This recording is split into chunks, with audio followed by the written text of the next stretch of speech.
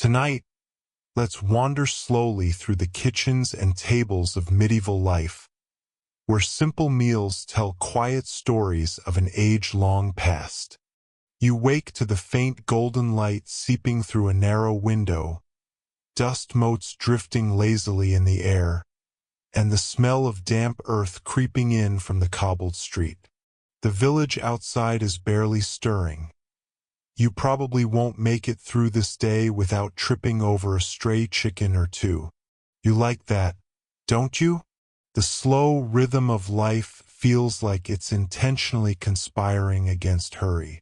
Before we begin, a gentle nudge. If you enjoy these quiet journeys, like and subscribe, and perhaps comment your location and local time. It's comforting to know someone else is somewhere else, also ready to drift with history. Now let's ease into tonight's journey. You step lightly through the muddy street, past cottages with thatched roofs sagging like tired old shoulders. A few villagers are starting their day. One shakes out a coarse wool blanket. Another rolls a hoop across the stones, and a barn cat yawns from its perch on the wall. In the air, the faint scent of smoke from distant hearths mingles with the tang of fresh manure, a perfume of the medieval morning.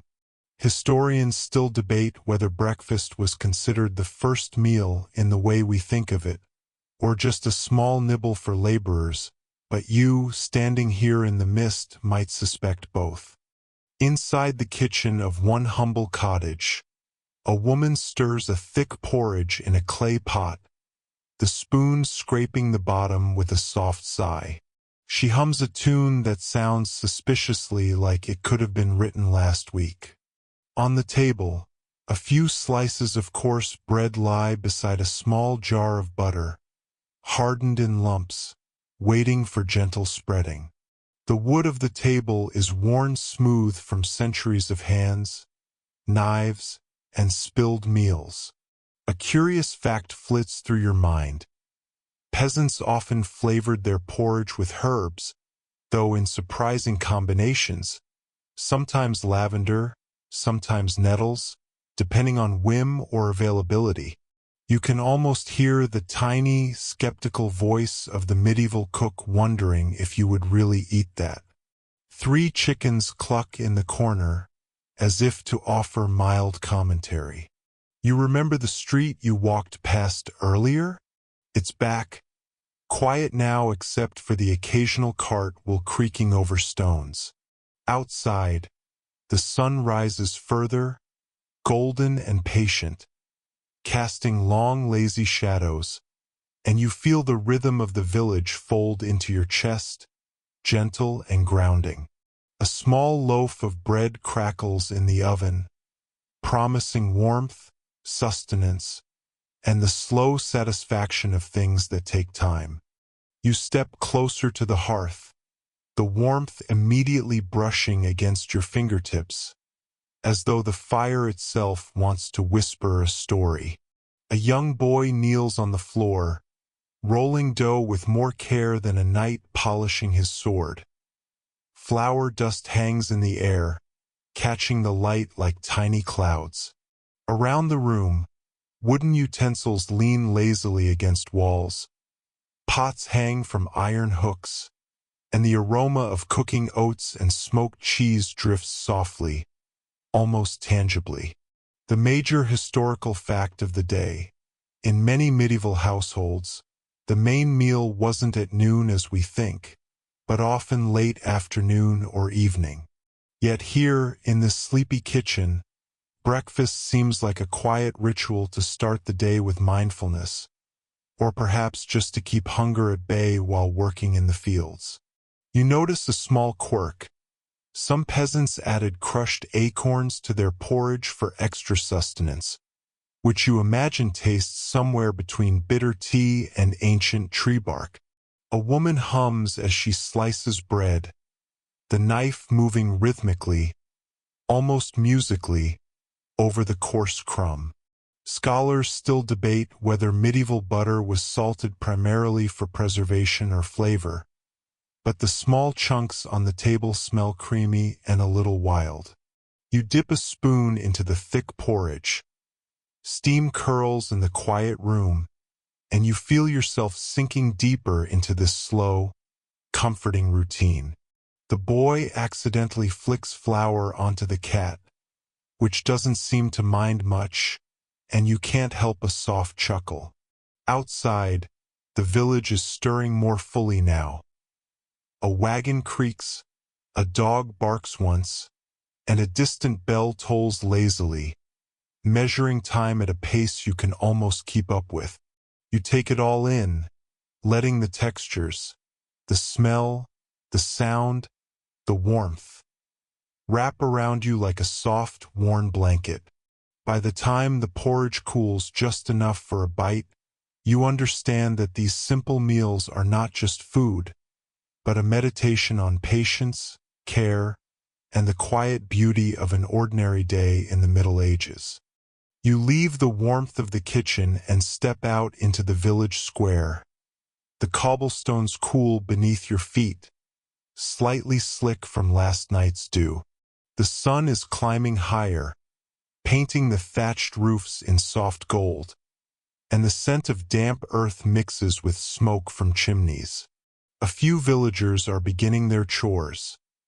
One sweeps the steps of a small chapel, another carries a bucket of water from the well, and a baker shakes out flour from his apron as if dispersing morning magic.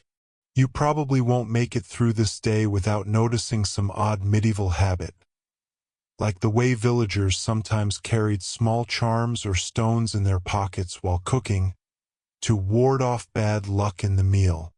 Inside a humble cottage, you peek at a woman kneading bread.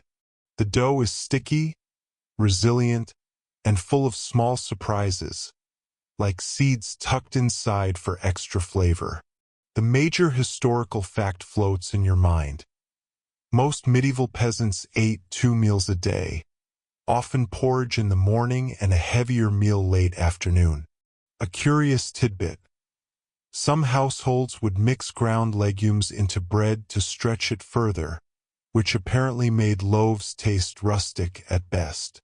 You notice the boy from earlier now helping fetch water, the cat perched lazily on the windowsill, both silently judging your fascination with flour.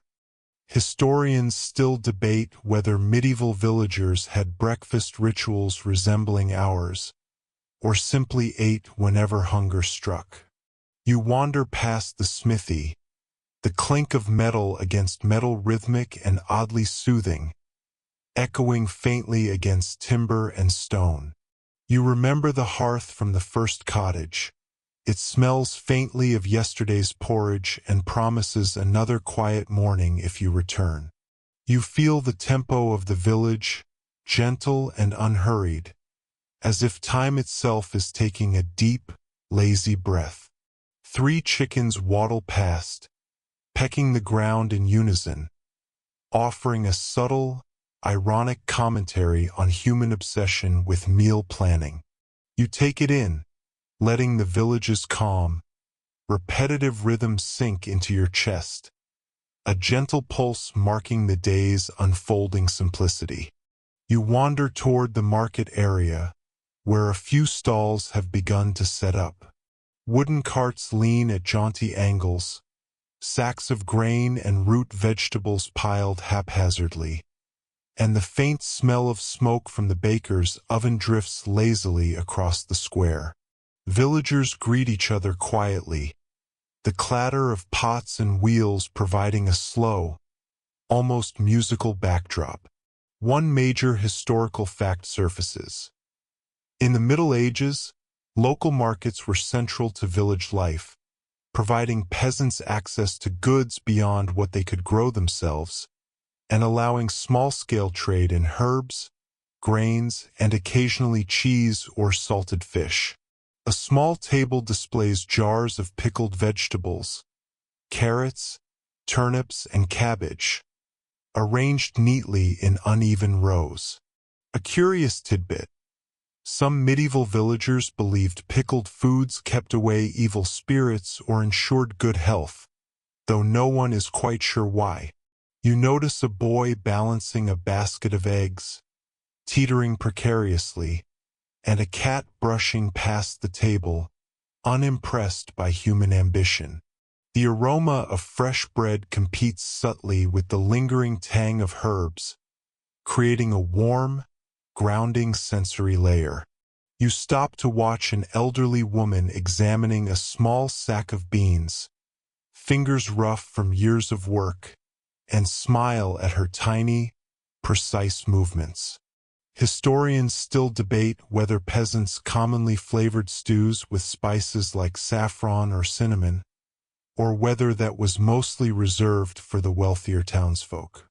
Regardless, the earthy scent of onion, leek, and root vegetables rising from the cooking fires is enough to soothe you into the rhythm of daily life here. A soft breeze carries the distant sound of a lute, and the faint laughter of children rolling hoops across the cobblestones. You watch the market unfold, a living tableau of simple meals, quiet trade, and the muted choreography of human and animal life. Each moment, a turn of a carrot, a tilt of a jug, the faint curl of smoke, reminds you that sustenance in the Middle Ages was not just about hunger, but also about patience, routine, and the gentle humor found in everyday survival. You follow a narrow alley behind the market, where the smell of fresh herbs mingles with the faint tang of smoke and wet stone. The sunlight filters through gaps in timbered walls, casting soft, patterned shadows across the cobblestones.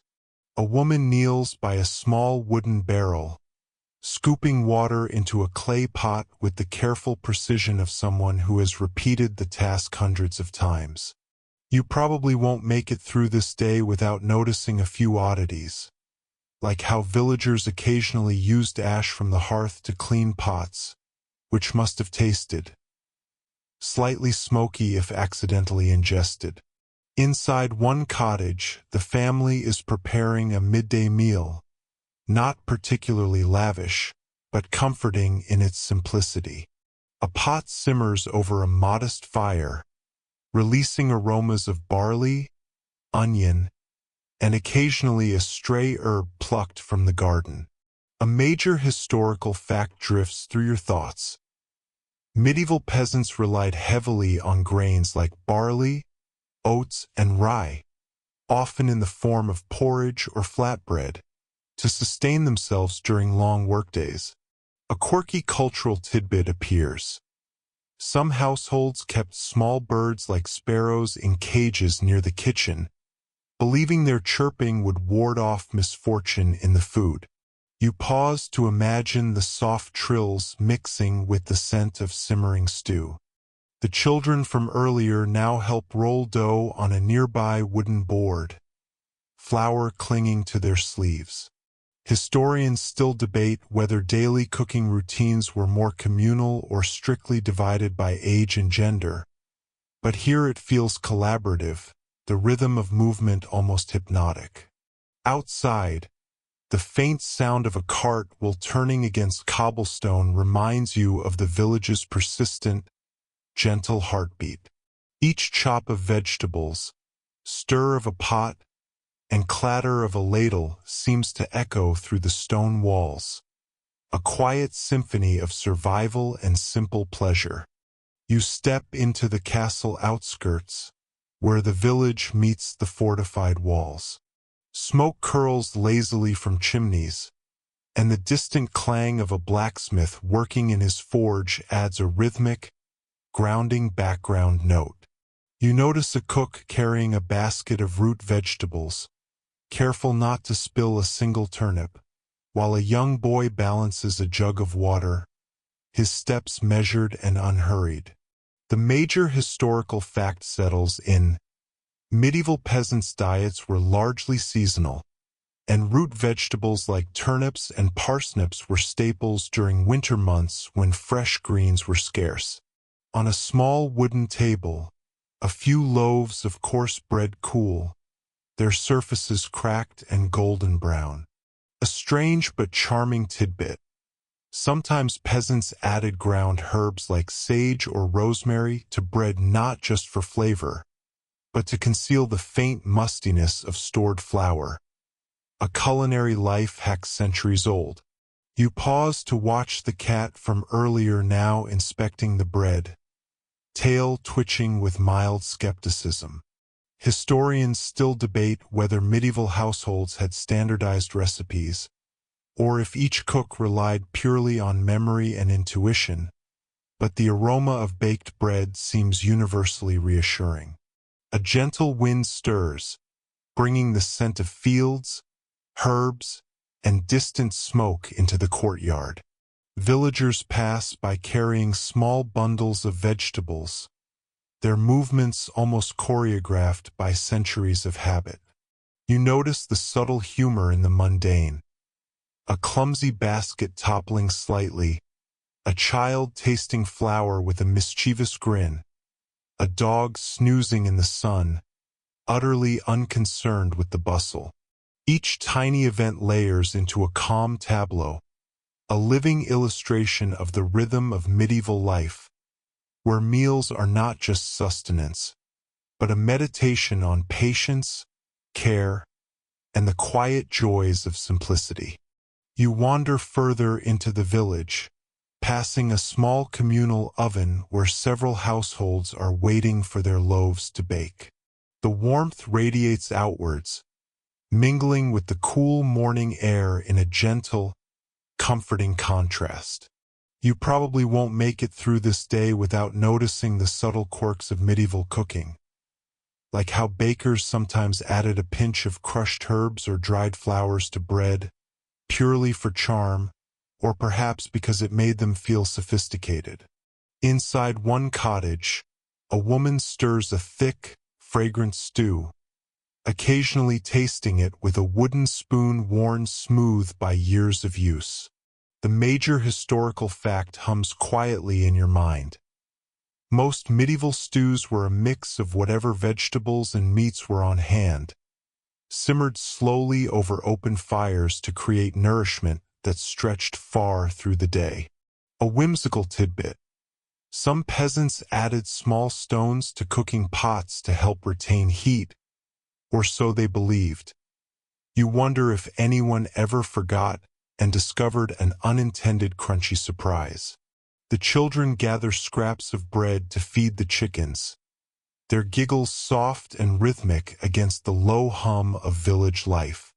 Historians still debate whether spices like pepper and cinnamon were used in peasant cooking, or if such luxury was purely for the wealthier class, but the subtle aromas of onion, garlic, and leek are enough to make your senses drift lazily.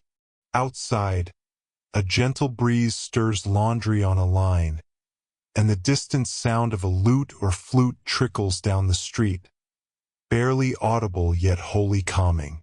Each motion, each sound, is a note in the slow, deliberate symphony of daily life. You follow a narrow path leading to the village garden, where peasants tend rows of root vegetables, herbs, and a few scattered berries. The morning sunlight filters through a lattice of vines, casting dappled patterns on the soil, and you feel the calm, rhythmic heartbeat of the village life seeping into your own pace. A small warning floats in your mind. You probably won't make it through this day without noticing just how peculiar some traditions can be, like hanging garlic clusters not only for flavor, but to supposedly protect the household from evil spirits.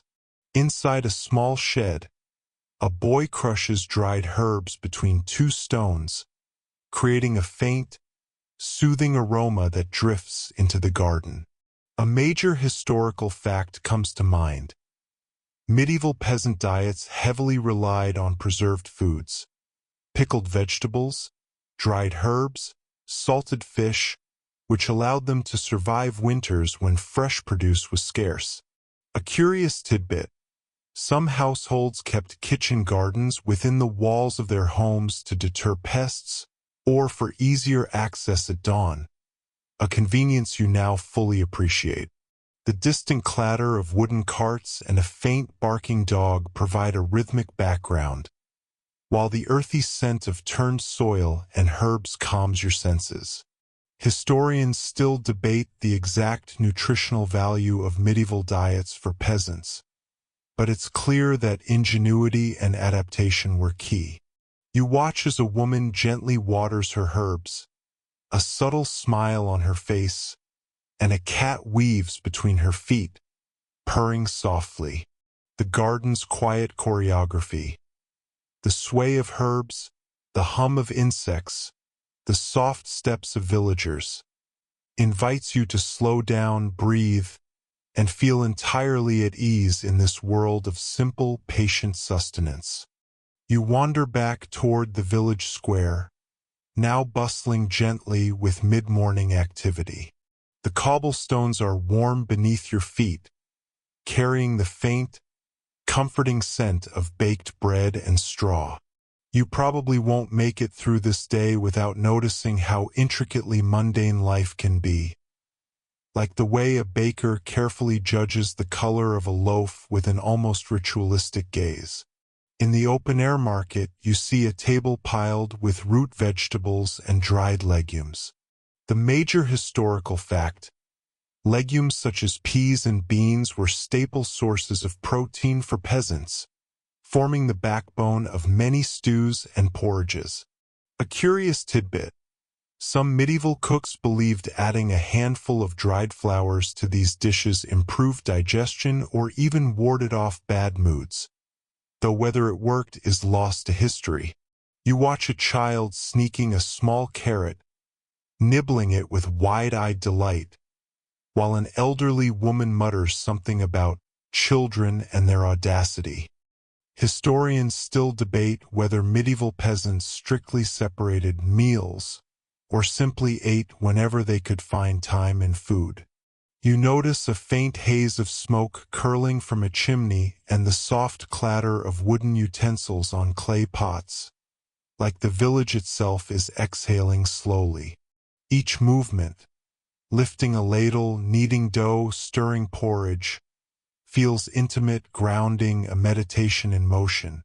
The day unfolds with a measured rhythm, and you feel yourself drifting lazily along, a silent observer to centuries-old routines that are surprisingly relatable in their simplicity. You follow a narrow street toward the river that skirts the village, the faint glimmer of sunlight dancing on the water. You probably won't make it through this day without noticing some peculiar culinary habits, like how villagers occasionally used river water for soups and stews, believing it gave a subtle freshness that boiled water lacked. A family spreads a simple meal on a wooden board near the water's edge. Slices of coarse bread, a small wheel of cheese, and a pot of pottage steaming gently in the morning sun. The major historical fact: pottage was a common dish, a slow-cooked mixture of grains, vegetables, and occasionally meat, adapted to whatever ingredients were at hand. A whimsical tidbit: in some regions, cooks would stir their pottage clockwise for luck, counterclockwise for mischief. You watch the pot, wondering which fate it prefers today. The soft chirping of birds and the gentle lapping of water against the riverbank provide a melodic backdrop. Historians still debate the exact spices used in everyday peasant dishes, but the combination of onion, herbs, and root vegetables seems universally comforting.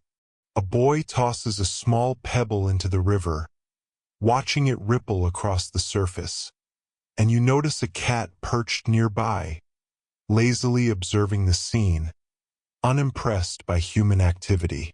The simplicity, rhythm, and quiet humor of these meals, and of the villagers themselves, wrap around you like a warm, worn cloak, gently coaxing you toward rest, reflection, and a sense of timeless ease.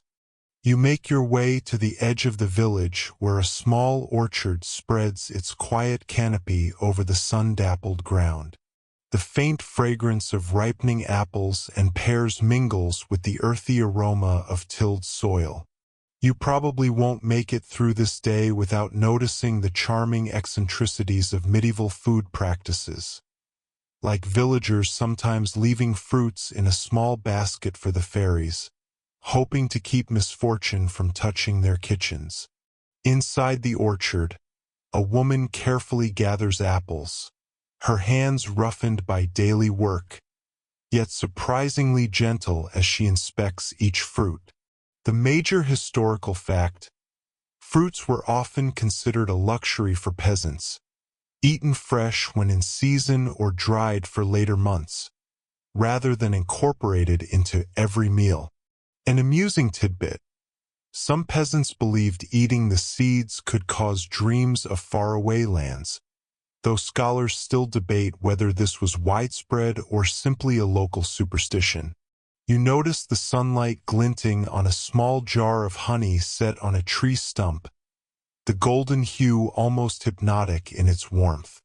Children chase each other among the trees, occasionally grabbing a fallen apple, while a cat stretches lazily along a branch. Historians still debate how often medieval peasants incorporated honey or sweeteners into their cooking, but the occasional hint of sweetness seems to brighten the otherwise earthy meals. The orchard hums with life, the rustle of leaves, the quiet murmur of villagers, and the soft clatter of tools gently tending the soil. Each tiny movement, each muted sound, becomes part of the village's slow, comforting rhythm, gently easing your mind into a state of calm observation. You wander back toward the main village street, where small cottages line either side like contented witnesses to centuries of human routine. You probably won't make it through this day without noticing the delicate balance of practical ingenuity and subtle humor that shaped daily meals, like storing pickled vegetables in clay jars labeled with tiny doodles, as if the contents themselves might take offense if misidentified. Inside one cottage, a woman stirs a pot of thick porridge, adding a pinch of salt and a small handful of herbs. The major historical fact: porridge served as a staple for peasants, providing essential calories and warmth, often eaten multiple times a day. A curious tidbit: some households would mix in crushed nutshells or ground acorns when grain was scarce, creating a texture that modern palates might find adventurous. You notice a small black cat sitting by the fire, watching intently as if judging every addition to the meal. Historians still debate the exact methods for preserving vegetables and grains in winter, but the ingenuity of these practices ensured survival and occasional comfort. Outside, a gentle breeze carries the mingling scents of smoke, fresh herbs, and baked bread, drifting lazily through the village. Children's laughter echoes faintly as they chase a dog along the cobblestones, and a chicken clucks its commentary from the corner of a yard. The rhythm of preparation, anticipation, and shared sustenance wraps around you like a familiar lullaby, coaxing your mind to slow and your senses to rest, wrapped in the timeless embrace of a simple, well-lived day. You drift toward the village well, where a few villagers gather to draw water, the gentle splash echoing softly against stone walls. You probably won't make it through this day without noticing the quirky habits of medieval kitchens, like how some peasants rinsed vegetables in water drawn from different wells depending on whether they wanted luck, health, or simply cleaner carrots. A woman fills a clay pitcher while chatting softly with her neighbor, the conversation blending with the rhythmic turning of the well's handle. The major historical fact: clean water access was a constant concern, and villagers often used wells not just for drinking but for cooking and washing, carefully rationing the precious resource. A whimsical tidbit: some families kept small sprigs of lavender or thyme in their water vessels, believing it added both fragrance and vitality, though historians still debate how common this practice really was. You notice a child balancing a pail, teeth clenched, determined not to spill a drop. Nearby, chickens peck at scattered grains while a dog dozes in the sun, unfazed by human activity. The soft creak of a cart wheel and distant laughter create a gentle, hypnotic rhythm, reminding you of the timeless choreography of daily village life. Every movement, lifting a bucket, chatting, stirring a pot, is unhurried, deliberate, and oddly comforting. The interplay of light, scent, and sound carries you further into the slow, sleepy pulse of the day, coaxing your mind to rest while absorbing centuries of understated ingenuity. You wander down a quiet lane, lined with small cottages whose smoke trails lazily into the morning air. You probably won't make it through this day without noticing the subtle ways medieval villagers made life both practical and a touch whimsical, like using carved wooden spoons as both cooking utensils and minor talismans for good fortune. In one kitchen, a woman rolls dough for flatbreads, the flour dusting her fingers and the warm wood of the table beneath. The major historical fact: flatbreads and simple cakes of grain were vital staples, sometimes supplemented with milk, cheese, or honey when available. A curious tidbit: some households shaped their bread into simple symbols, crosses, hearts, or swirls, believing the form could influence flavor, luck, or just bring a bit of cheer. You notice the faint sound of a cat skidding across the floor, chasing a stray crumb, and can't help but smile at its singular focus.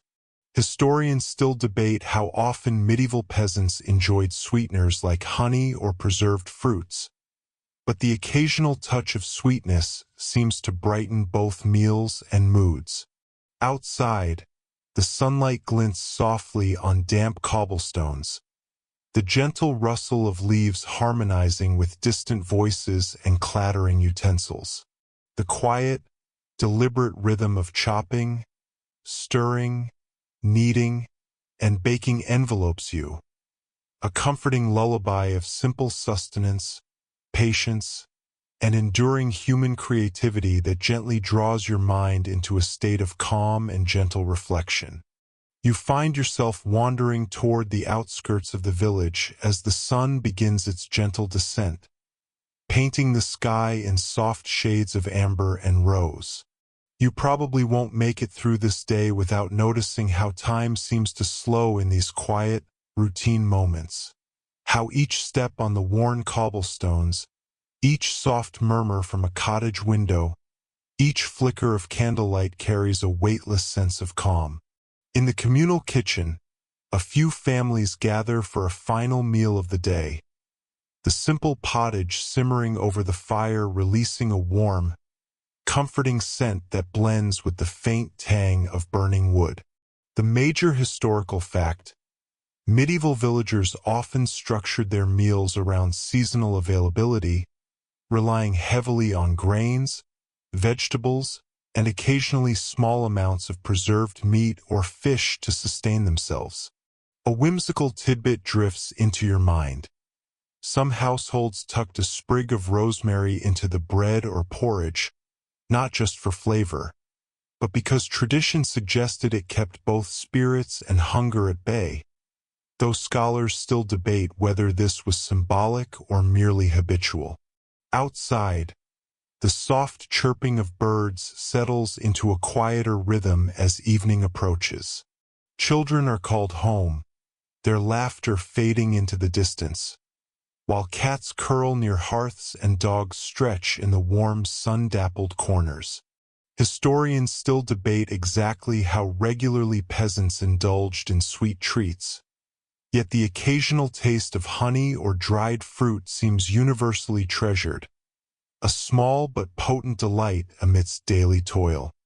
The village exhales slowly with the twilight, smoke curling lazily from chimneys, wind stirring gently through the trees, the faint echo of a lute or flute carried across fields. You notice the subtle humor and charm in simple acts, the careful placement of a pot, the persistent curiosity of a cat, a child sneaking the last crumb of bread. Each movement is deliberate, unhurried, and intimately human, creating a living tableau of patience, resourcefulness, and quiet joy. As darkness deepens, the stone walls, wooden beams, and cobblestone streets soften into a muted tapestry of shapes and shadows. Your senses absorb the lingering sense of bread, herbs, and fire, the delicate interplay of light and shade, and the rhythmic cadence of life unhurried by modern haste. The village's quiet heartbeat, gentle yet persistent, guides your mind to relax further, encouraging your thoughts to drift like leaves on a slow-moving stream. The glow of hearth fires and the soft flicker of candles cast warm halos around every doorway, every window, and every shadowed corner. The day, with all its rituals, laughter, minor mischief, and modest triumphs, fades into memory, leaving only the gentle pulse of survival, connection, and enduring human ingenuity. You can feel the calm settle deep into your bones, a sense of timeless ease, as if the centuries themselves were whispering that rest is deserved, and patience is a reward. Finally, you lie back in your imagined quiet cottage, letting the village's gentle rhythms carry you further into twilight. The faint crackle of embers, the distant hoot of an owl, the soft rustle of leaves in the evening breeze, all merge into a soothing lullaby. Time stretches, softens, and slows until your mind drifts effortlessly, carried on a river of warmth, scent, and memory. The simple meals, the patient hands, the quiet humor, and the enduring routines of centuries-old life cocoon you in serenity.